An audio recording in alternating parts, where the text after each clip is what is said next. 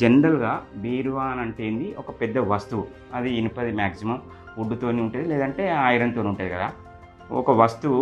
దానిలో మనం ఓన్లీ బీరువా అనంగానే ధనము, డబ్బు మాత్రమే ఉంచం. జస్ట్ ఒక కాన అందులో ఉంటుంది. మిగతా అంతా మనం బట్టలు, మిగతా వస్తువులు పెట్టుకోవడానికే యూజ్ చేస్తా ఉంటాం. అంటే బీరువా అనేది ఒక బరువైన వస్తువు.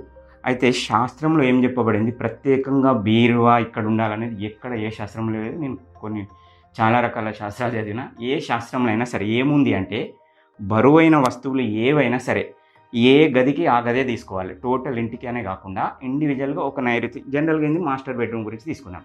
ఈ పార్టిషన్ అంతా నైరుతి భాగం. ఈ పార్టిషన్ అనేది ఇది నైరుతి భాగం అనమాట.